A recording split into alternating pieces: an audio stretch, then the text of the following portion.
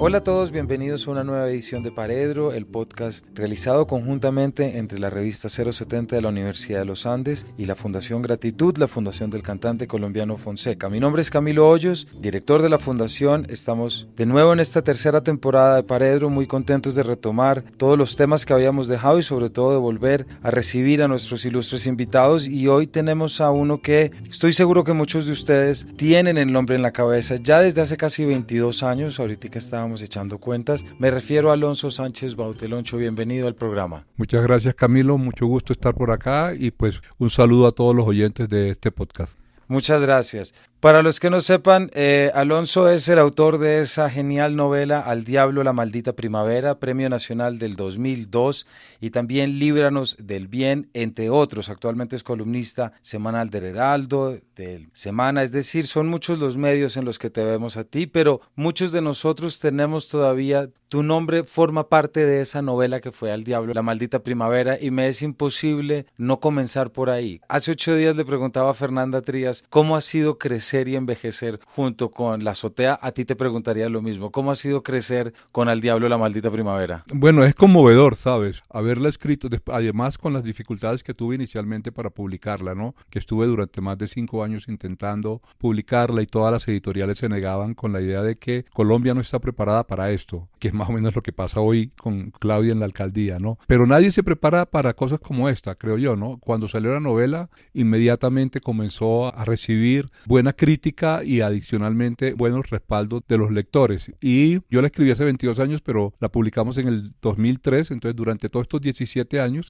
ha estado siempre ahí. Los primeros 5 o 6 años pues se vendió muchísimo. Total, hasta el momento se han publicado 15 ediciones o 15 reimpresiones, como se quiera llamar. Se movió muchísimo, ha tenido bajos, pero sigue, es el libro por el que cada 6 meses recibo alguito, lo que sea, pero recibo algo, ¿no? Y estos últimos meses, después de la salida, no sé si es casualidad o qué ha pasado, después de la salida de Leandro en abril de este año, ha cogido un auge impresionante al punto de que en estos últimos 2 meses he dado 4 o 5 charlas en diferentes ciudades solamente para hablar de Al Diablo la Maldita Primavera. Y algo que me ha sorprendido también es que después de 18 años hemos encontrado que por primera vez está pirateada, lo cual por supuesto no me complace ni 5, por supuesto. Adicionalmente, el libro que hay en este momento de bolsillo es más o menos económico como para comprar algo en la calle que quién sabe cómo haya sido publicado, ¿no? Pero sí me sorprende. Pero por supuesto, lo que más me conmueve es saber que un libro que escribí hace 22 años, el día de hoy todavía lo sigan leyendo. La semana pasada tuve una charla en la red trans de Barrio Santa Fe, con travestis, prostitutas y gente de la calle, y un muchacho de 22 años fue el que me presentó, y yo quedé, o sea, como que tú no habías nacido cuando yo escribí este libro, y hablaba del libro con una emoción como al principio, ¿no? Porque hay otra cosa que también ha pasado con la novela, es que se ha convertido en una novela juvenil, y eso me complace mucho más, ¿eh? Pues eso nos recuerda, como ya en otros episodios hemos recordado aquí, que la literatura se adelanta muchas veces a las épocas y puede darnos la antesala de preocupaciones que llegarán después. Pero ya mencionaste el libro por el cual estás acá, Loncho, que es Leandro, que es un libro que a mí me gustó muchísimo por muchos motivos que quiero que compartamos hoy. Pero el primero que quiero entrar a decirte, y creo que en esta afirmación está parte de mi sorpresa al encontrar, yo no tenía ni idea de que Leandro era ciego, por ejemplo, y me sorprende cómo hay unas figuras musicales tan importantes de las cuales todavía en el país desconocemos absolutamente. Mi entrada a Leandro Díaz era el epígrafe de El amor en los tiempos del cólera, ¿verdad? Ajá. Pues mira, no solo era ciego, sino además que nació ciego, ¿ves? Porque no es lo mismo. Algunos de sus hermanos quedaron ciegos después, uno a los 19 y el otro a los 62 años. ¿Por qué la sorpresa adicionalmente de la que me estás hablando? A mí me llama la atención cuando comencé a seguirle los pasos a Leandro el personaje, no al músico, sino cuando ya comencé a interesarme con él para escribir una historia que fue ya después de que él había muerto. Yo había hablado con él varias veces antes, pero yo nunca en la vida pensé que iba a escribir sobre él. Él aparece, el epígrafe de Al Diablo y en varios otros de mis libros aparece, yo lo menciono mucho, en la obra de teatro que hicimos con Jorge Alí también aparece mencionado, o sea, él siempre ha estado en mi cabeza,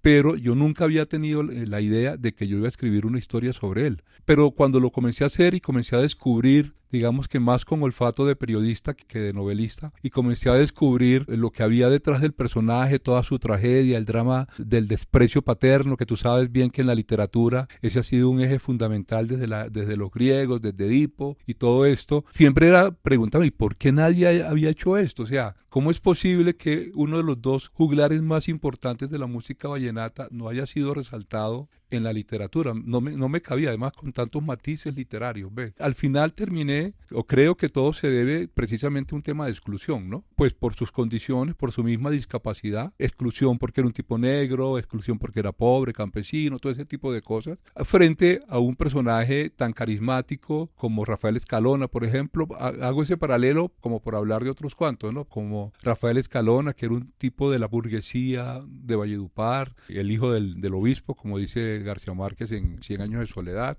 era un tipo muy pinta, era un tipo entrador, era un tipo carismático. Entonces, eso ha sido más importante a la hora de escribir que la condición humana, que es precisamente de lo que va este libro, ¿no? Porque este libro realmente, el vallenato hace parte de la escenografía, ¿no? Ese es el trasfondo, pero realmente no es de vallenato, no tiene nada que ver con la música vallenata, tiene que ver con él. Loncho, ¿por qué no nos cuentas un poco quién fue Leandro como personaje histórico? Tú que conoces muy bien el vallenato y la historia de Valledupar, y para nuestros oyentes que de pronto no han pasado, como a mí me pasó en algún momento, del epígrafe de la novela de García Márquez. La música vallenata, lo sabemos, comenzó en el siglo antepasado, a mediados de la década de los 1870, 1880, que fue cuando aparecieron los primeros juglares, que fueron los que comenzaron a llevar las historias. Eran personajes trashumantes que iban más como acordeoneros y cantantes, que como luego García Márquez ficcionó la historia de que iban cantando las noticias del día y eso. Realmente eso hace parte de la ficción literaria. En la verdad es que ellos iban buscando el dinero, iban detrás de donde estuviera el dinero, y tanto es así que el centro de acopio más importante, digamos así, fue la zona bananera. Hasta la masacre, ellos se mantuvieron muy cerca de ese entorno. Leandro nació justo el año de la masacre, ¿no? La masacre es el 6 de diciembre de 1928, que es curiosamente el mismo día que nace David, el hermano que le sigue a Leandro. Nacen ambos el mismo año, ¿no? Uno nace el 20 de febrero, día de carnaval, y el otro nace el día de la masacre. Y no sé, yo siempre, o sea, tengo como un tema novelístico ahí, de que de pronto no es tan casualidad que eso haya sucedido así, ¿no? Porque el otro se convierte precisamente en un personaje oscuro a lo largo de toda la vida. Pero me preguntaste por tema histórico. Leandro nace en ese momento. Mira que en los años 20 nacieron muchos de las figuras más importantes y representativas de la música vallenata en particular, ¿no? Bueno, y de la literatura, porque García Márquez también es apenas 2 años mayor, y Leandro nace en una finca de un pueblo que se llama Barrancas, que mezclándolo, y ahí la pregunta que tú me estás haciendo sobre el epígrafe, Barrancas es un lugar importante dentro de la literatura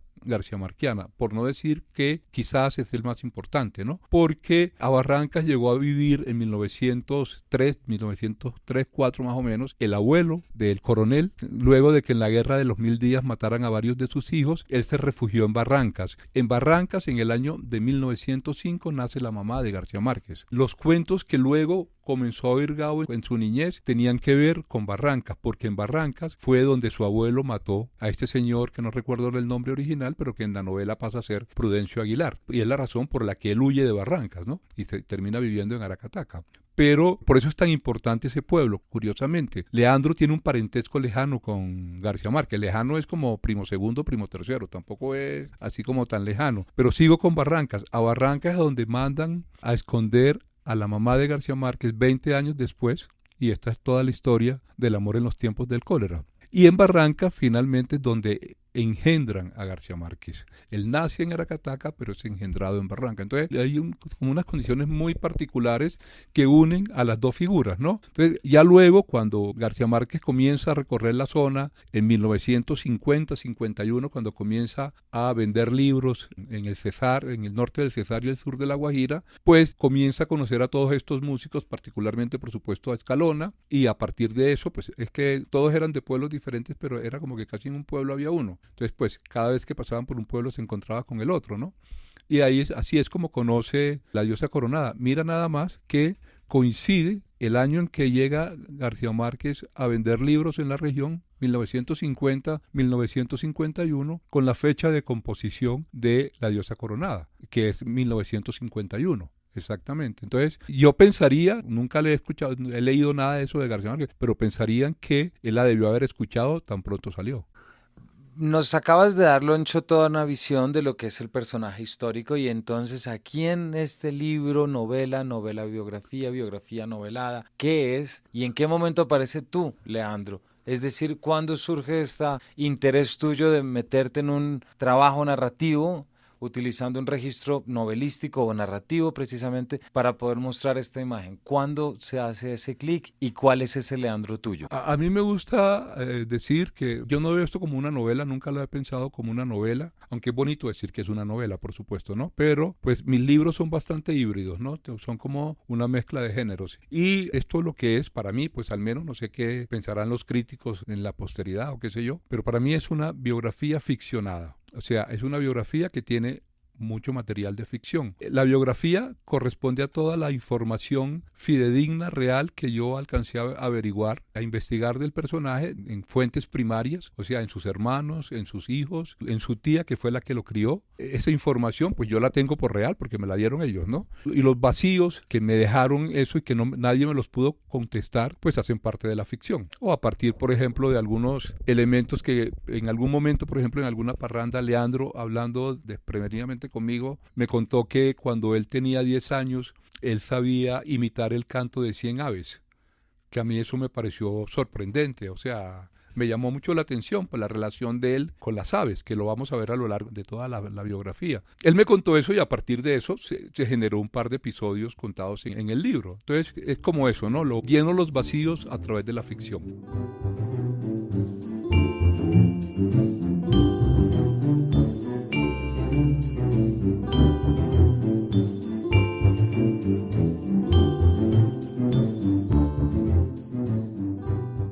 Pues aquí tengo precisamente un párrafo que voy a leer, a no ser que tú quieras leerlo. Y creo que esto nos permite entrar. Te voy a preguntar ahorita después cómo fue ese proceso de documentación que me interesa mucho. Pero me dan muchas ganas de entrar ya en ese Leandro que tú creas. Y para esto quiero compartir un párrafo. Así supe que las melodías están en el aire, que no hay que romperse los sesos inventándolas porque nos las regalan la alegría de los pájaros y el silbido del viento, y el susurro de las hojas al acariciarse y el murmullo de las aguas y las voces de los animales, y el ulular de los mochuelos y el crujido de las ramas al caer, y el gruñido de los cerdos y el zumbido de las abejas y las pisoteadas de los ciempés y las hormigas y el aleteo de las mariposas. Eran estos los sonidos que oía mientras trabajaba, estos y el latido de mi corazón que era calmado, salvo cuando la belleza se me metía por alguno de los sentidos. Era esa la música de un mundo que nunca vi. La música de los poetas. La música de los poetas, gracias. Pues mira, eso que acabas de leer es exactamente lo trasladamos a su adultez o a varios años después y es el proceso creativo. Es muy bonito eso porque precisamente de lo que él nos está hablando ahí es de cómo creaba. Pues no en ese momento, después, porque en ese momento tiene 11, 12 años y él comienza a crear 4 o 5 años después, a componer canciones. Entonces, a partir de la música que él oía en el campo. Es muy curioso porque normalmente los vallenatos se componen primero la letra o la letra conjuntamente con la música. Leandro componía la música.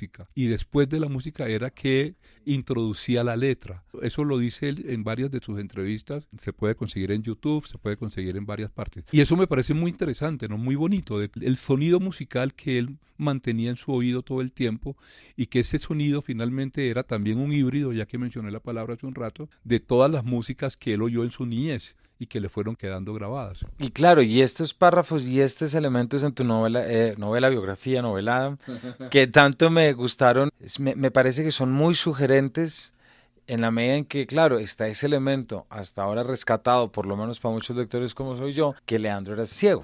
Entonces ahí se configura un mundo sensorial muy bonito que yo creo que tú disfrutaste mucho también trayendo tu sensibilidad de Valledupar, ¿cierto? Por supuesto, me metí mucho en el personaje, traté de meterme lo más posible en su cabeza, de hecho pues aquella idea, creo que es de Hemingway si no estoy mal, de que uno tiene que saber más del personaje, no estoy seguro si es de Hemingway, que uno tiene que saber más del personaje que el personaje mismo, ¿ves? Y yo creería que en algún momento aprendí mucho más de él de lo que él podía haber sabido de él mismo, ¿no? Por todas las referencias, por todas las fuentes que consulté, pero también por detalles que iba conociendo. A lo largo de la historia me preguntaste al principio que de dónde había salido esta idea. Esta idea nació no tanto porque yo siempre he sabido desde niño, yo no vivo en Valledupar hace 40 años, llevo 40 años en Bogotá, pero eso es un tema que ya está en la sangre mía. O sea, yo nací, antes de yo nacer, ya en mi casa oían vallenatos, ya en Valledupar oían vallenatos, y yo crecí oyéndolos. No he tenido necesidad de memorizar ninguno porque de alguna manera están en el oído. Entonces no fue la ceguera, sino el descubrimiento del desprecio paterno. ¿Ves? Que es ahí donde está el tema con la literatura, ¿no? La manera como el padre nunca lo acogió hasta que murió, lo rechazó por el hecho de haber nacido ciego, básicamente, y a partir de ahí pues se produce todo ese abandono, tanto mentalmente, porque él vivía en la finca, Leandro vivía en la finca con sus papás, pero no era tenido en cuenta nunca por sus papás, a punto de que, como él mismo decía, se pegaba con la pared y nadie lo ayudaba a levantarse cuando tenía 2, 3 años, se iba rodando por la quebrada, pero estamos hablando de una zona cafetera, más de una ocasión salía corriendo y terminaba espinado con los cardones, que a mí me parece bastante dramático todo eso, y los padres nunca se dieron cuenta de eso, ¿ves? Eso me parece, y eso por supuesto le generó una serie de, no digamos traumas, porque él no mantuvo, bueno, sí puede ser un trauma, pero lo bonito es que él no mantuvo ni odio ni resentimiento hasta el final de la vida. Por el contrario, a los 7 años, cuando sucedió, es que no quiero hablar para no hacer spoiler, pero cuando tuvo oportunidad de cantar por primera vez, él descubre en ese momento, es como una epifanía que le llega, y a pesar de la edad, él entiende que esa es la manera que él tiene para que la gente lo quiera. Pues yo precisamente te iba a pedir por lo menos un spoiler, porque te quería preguntar, en muchos otros episodios que visitas en tu libro, hay dos que recuerdan y que siempre vuelven dentro de la narrativa. El primero es ese primer momento en el que está caminando con su madre y los trabajadores de pie en que cante, que es el momento en el que creo que tú acabas de hacer referencia, pero también está ese otro día que es el 4 de octubre de 1951, que es el día en que, ¿de cuál nos quieres dar el spoiler? No, es que prácticamente es el mismo, ¿no? Porque lo uno es la precuela de la serie finalmente que se graba después, ¿no? O sea, lo que sucede a los 7 años es lo que de alguna manera él descubre, es la manera que él tiene para que la gente lo quiera, ¿no? Él en ese momento, a esa edad, descubre eso. Y 10 años después, o 13 años después más o menos, en la fecha que tú mencionas, pasa algo, pero antes de eso incluso pasa algo más importante, ¿no? Y aquí hago el spoiler, no lo hice antes. Pasa algo más importante, ¿no? Y es que él es invitado a este pueblo, o sea, su familia lo abandona, su padre, su madre y sus 16 hermanos lo abandonan, 16 porque uno se quedó con él, lo abandonan en la finca, y semanas después la misma gente del pueblo lo manda a buscar, le paga el pasaje a un señor del pueblo para que vaya, busque a Leandro, porque en el pueblo había 5 acordeoneros y no había cantante. Entonces, cuando él llega al pueblo, él no llega como Leandro, él llega como el cantante. ¿Ves? O sea, es la consolidación, digámoslo así, ya es un tipo respetado, o pues no respetado, pero sí ya es conocido como el cantante. Y en gratitud a ese momento es que pasa lo que tú acabas de contar del 4 de octubre, ¿no? Y es que compone ese canto tan bello que se llama Los Tocaimeros, donde en gratitud menciona a todos los 57 habitantes que había en el pueblo en ese momento. En tu libro también hay, Loncho, una especie de visita sobre la historia oral de los pueblos, ¿cierto? Todos los pueblos de la costa donde están los actores. Te quiero hacer una pregunta. Arranqué esta charla hablando de lo que sorpresa que supone encontrar un libro que busca rescatar una figura o incluso contar sobre una figura popular en la que no tengo yo una referencia clara que se hubiera hecho antes, digámoslo así. Pero quisiera contrastar esa publicación en Alfaguara con tu libro, con ir a los pueblos a preguntar, con tu trabajo de reportería, con tu trabajo ya de archivo oral. ¿Cómo fue esa experiencia? Porque se refleja en el libro alguna entrevista en que el personaje le dice a una mujer, perdóneme si voy a revolver cosas del pasado con mis preguntas. ¿Cómo fue eso? Esa mujer es la diosa coronada. Ah, bueno, mira. Nada más y nada menos. Sí, pero voy a comenzar por atrás, ¿no? Ese tema de la oralidad tiene que ver mucho con la estructura del libro, ¿no? El libro es una historia coral. La están contando muchas personas al mismo tiempo, incluido el mismo Leandro e incluido el personaje narrador, el periodista investigador que va a llegar a buscar toda esta información. Entonces, esa estructura coral precisamente es para darle voz a toda la oralidad que hay en la tierra, ¿no? Y a cada uno adicionalmente con su propia voz, con su propio lenguaje. Hay unos que tienen un lenguaje mucho más vallenato que otro, pues con todo nuestro cantadito, con todo nuestro dejo, se siente más particularmente en algunos personajes que en otros. En Leandro no, por ejemplo, porque la dicción de Leandro era muy buena, sabía estructurar una frase perfectamente. Ahora, ¿cómo fue esa investigación? Mira, yo venía de hacer el libro mío anterior, que fue Líbranos del Bien, que fue una investigación berraquísima, donde tuve oportunidad de hablar con demasiada gente en Valledupar sobre la historia de quienes luego fueron Simón Simón Trinidad y Jorge 40. Y al final yo tenía un arrume de más de 2000 páginas y eso fue un desastre para yo comenzar a escribir el libro. Se me volvió un 8 en la cabeza, eso fue realmente muy enredado. Yo no quería volver a pasar por eso. Entonces, cuando tuve ya la idea de que quería escribir el libro, hablé con Ivo Díaz, que es el hijo más cercano de Leandro, y él me dio una lista, me dijo, mira, estas son las personas con las que tienes que hablar. Incluso mucha gente, mi mamá o mi papá me decía, tienes que hablar con fulano de tal, y yo veía la lista, no, eso no está en la lista. O sea, yo no me quiero salir de ahí porque ya son segundas voces, son fuentes de segunda voz. Yo quise ir a la primera voz, a la fuente primaria. Y esa fuente primaria pues fueron sus familiares y sus amigos más cercanos, con los que él efectivamente convivió. Curiosamente, en toda esa lista, Ivo no me mencionó a la persona más importante, se le olvidó, que es la tía Herótida. Y a la tía Herótida yo llegué de pura casualidad, porque una de las hermanas de Leandro, Carmen, en algún momento en la entrevista me menciona a Herótida y yo inmediatamente salgo corriendo a buscarla, porque es una señora de 92 años y no quiero que le pase nada. Con un nombre bastante específico, griego muy bonito.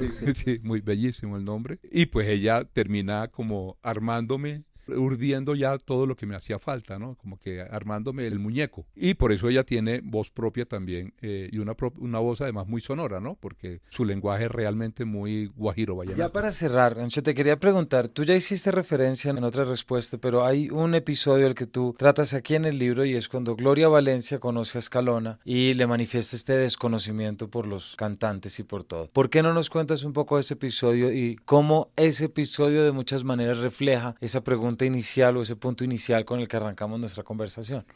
Escalona llega por primera vez a Bogotá en el año 57. Escalona, como te dije, era una figura de mostrar y en ese momento ya tenía muchísimas de sus canciones compuestas. Él comenzó a componer, al igual que Leandro, muy joven. Y lo primero que compuso fue al profesor, y se me olvida el apellido, del Colegio La Perena. Y para ese momento pues ya llevaba 15 años componiendo canciones, ya tenía El hambre del Liceo, El Testamento, ya era conocido en la región. Llega a Bogotá, él era muy cercano por razones de otros vallenatos que vivían aquí en la ciudad en ese momento, tuvo acceso a personas importantes de la cultura aquí y de la política en Bogotá, y de esa mano llegó a Gloria Valencia, que tenía su programa en la HJCK, y le hace esta entrevista, que Gloria Valencia es una entrevista muy linda, adicionalmente esa voz bellísima de Gloria, además cuando era joven, porque yo creo que Gloria le llevaba apenas unos cuantos años de Escalona, y la voz de Escalona también, una voz muy joven. Y en algún momento de la entrevista ella le pregunta con un dejo bellísimo, pero así como tú, ¿hay algunos otros en tu ciudad? O sea, como sorprendida de la música, porque ella nunca había escuchado esa música. Entonces, ¿hay alguien más? Y entonces él le contesta, sí, hay muchos. Y hay particularmente un muchacho que es ciego, se llama Leandro Díaz, y ya verás que en algún momento todo el país lo va a terminar conociendo. Es muy premonitorio, ¿no? Y es muy linda la referencia que él hace a la primera persona que nombra, es al que con los años se va a convertir como en su, no digamos contrincante, pero al final sí terminan siendo ambos como los dos juglares más importantes de esta música. Bueno, pues Loncho, muchas gracias. No sé si hay algo más que nos quieras compartir del libro, pero creo que cubrimos todos los puntos que yo creo que había que tratar. No, está bien. Muchas gracias a ti por la invitación a tu programa, por el interés de la novela. Veo que además en este momento está hojeando la novela y veo que tiene todas las páginas completamente garrapateadas ahí con lápiz y con lápiz rojo también. Eso me alegra mucho cuando los libros son así, me parece maravilloso.